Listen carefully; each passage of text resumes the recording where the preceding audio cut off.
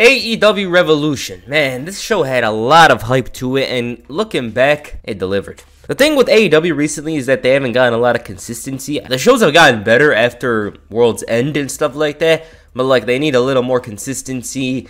They need to show more consistency to get back to the level that they were previously. There's a lot of good to be had with All Elite Wrestling. With that said, Revolution was one of those shows where you knew it was going to deliver. It had a lot of excitement to it, the likes I haven't seen in a while for an AEW show. And it reminded me of why I enjoy this company. At times, I often forget, like, what the hell's AEW doing, this and that. But this event, it reminded me, hey, this is the exact reason why you started watching this company in the first place. So with that said, let's get into it. The first match of the show was for the TNT Championship. Christian Cage defended the title against Daniel Garcia. This was a decent opener, had a lot of heat to it, with Christian and his faction constantly being one step ahead of Daniel Garcia. The heels are doing the basic rules breaking and doing stuff behind the referee. Killswitch was dropping Garcia. Nick Wayne was messing up. The match picks up some near falls. Daddy Magic came out to stop this interfering, but ultimately Nick Wayne gave Christian Cage the assist and it led to the kill switch.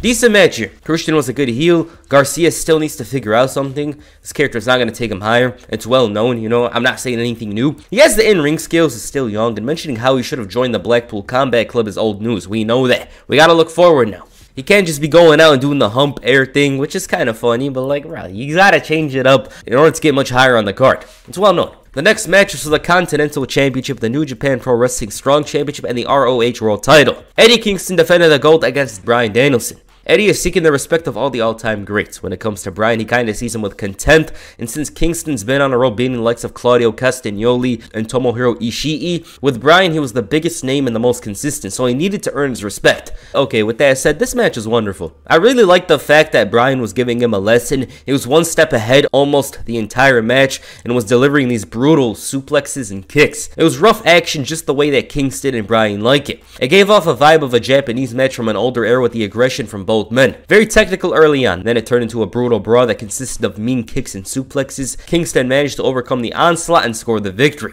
Bryan once again doesn't win a title in AEW. He's doing his best Tottenham Hotspur impression. It's unfortunate, but they gotta get this man at gunpoint and demand he wins a title because he's not gonna do it with his free will. It's just not gonna happen, and I think that's tough. He's one of the most elite wrestlers in the entire world, and his AEW run doesn't have a single accolade to it. That doesn't mean it's disappointing. Hell no, because this guy's been putting on wonderful match, great classics, match after match. He's always been the most consistent wrestler in the entire company, and we're going to look at this run very positively in the future.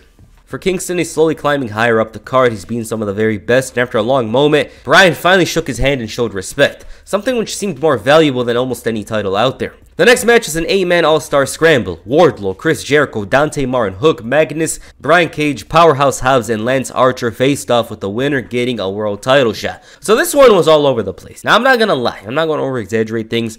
It grew on me. These guys were all over the place. The action never got dull, although it did feel directionless at times. And that's the biggest problem with this match. The biggest problem with this match is it was 8 men with a lot of different styles clashing. Obviously, opposites attracted, stuff like that, but this wasn't the case. If it was Wardlow, Hobbs, Cage, and Archer, it would have been a better match because those 4 men shared similarities. What we got instead was a mixed match. I actually liked it more than others. I seen some call it trash. I didn't think it was that good, but I liked it a bit, you know, it grew on me. Wardlow winning was certainly a decision, although the rest didn't seem likely. Powerhouse Hobbs for a big match on Dynamite against Joe would have been cool, but instead, they're continuing the Adam Cole story with him looking to have one of his guys win a title for him. The next match is the AEW International Championship. Orange Cassidy defends the title against Roderick Strong. It's about time Roddy Strong goes after some singles title. This match was solid, with the challenger breaking that back and doing everything he could to prepare for his finisher. Orange Cassidy was struggling to find an answer to this onslaught, and he always found a way out, but this time around it didn't work and Roderick Strong became the new champion. Then after the match, Kyle O'Reilly finally returned.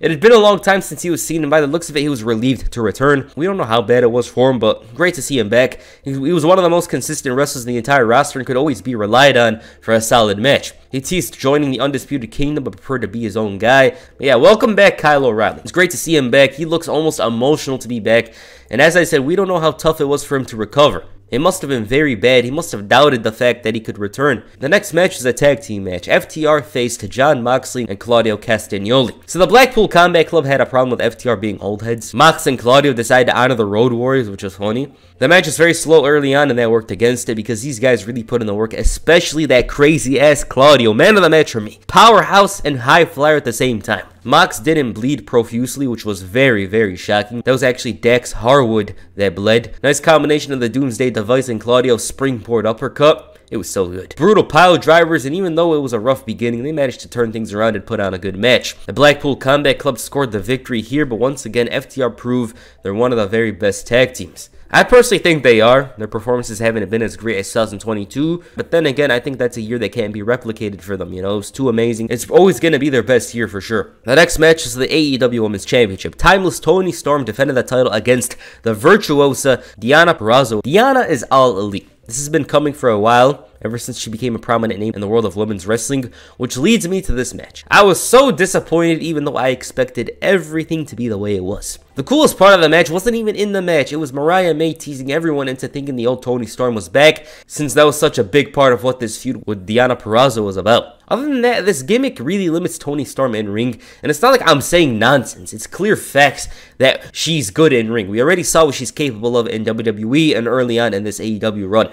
She's a good worker, but this gimmick limits her a lot and forces her to play the character in ring as well. And this match suffered. I thought Deonna Purrazzo deserved better, especially for her first feud in AEW. Toni Storm's been a great character, but the moment Mercedes steps in AEW, she's got to win the title. I don't care if it happens next week. She's got to win that title. They need to change the perception of the title to one of high importance and respect. It needs to be an honorable title. The next match is between Konosuke Takeshita and Will Ospreay. So Will Ospreay's officially in AEW. He signed a couple of months back, and everyone was hyped for that signing because it meant Ospreay was going to consistently feature on US television. And both men have been doing very well for themselves recently. So I expected a classic, and that's exactly what we got. Will Ospreay and Konosuke Takeshita were a great match together. It makes me wonder if this will be the start of a great feud in AEW. Great combinations and reversals, intense action with a lot of urgency from both men. And of course, they sometimes do too much with a kick out at one and stuff like that. But this match was an amazing introduction to Will Ospreay in AEW. I know he wrestled a couple of matches earlier, and we talked about a couple of them on the channel, but this is the first match as an official talent of the company. Takeshita held his own as well, but the attention was all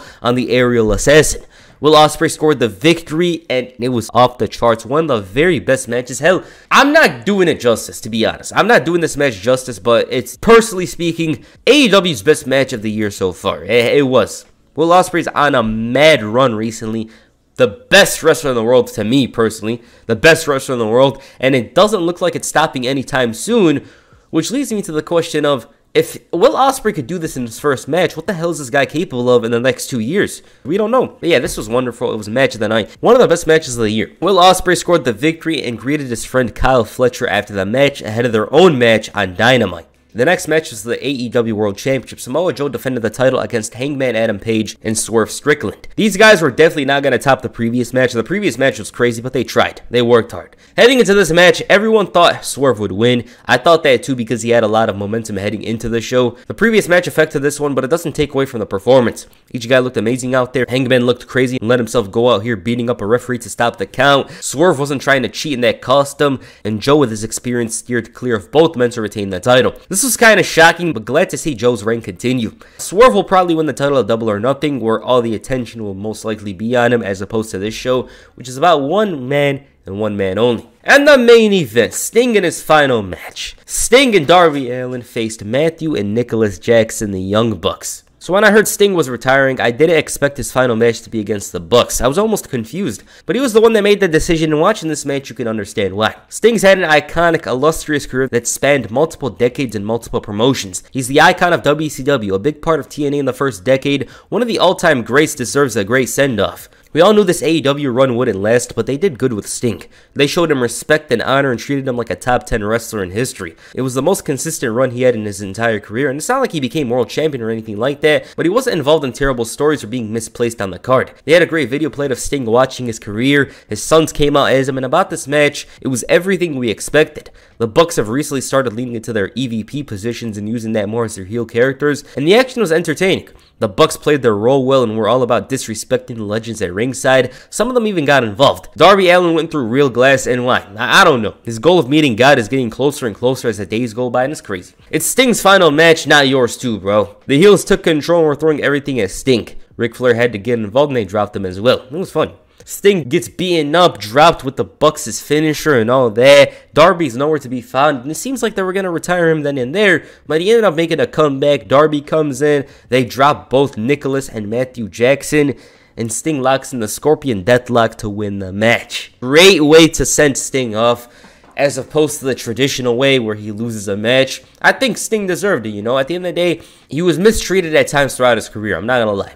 He's had a great run, you know. Regardless of that, he's an all-time great. Got to main event some of the most iconic main events in wrestling history.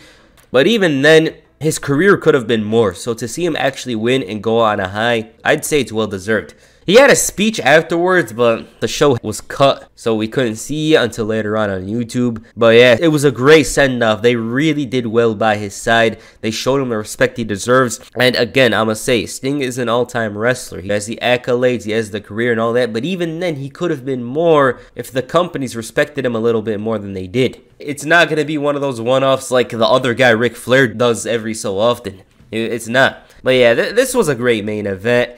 Crazy stuff. Darby going through real glass was wild. I don't understand why. Well, actually, I understand why. We all know why. It's because he wants to meet God. But he did it. Sting had an amazing send-off.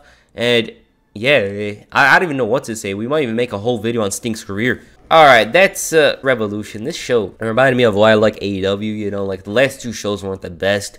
This one, Revolution, they showed up. They showed up big time. There were two matches I didn't really care much about. But other than that, man, the highs in the show were ridiculous. Takeshita and Ospreay, they went all out. First match with the AEW as assigned talent. This guy does this. Then you have the main event, Sting and Darby Allin.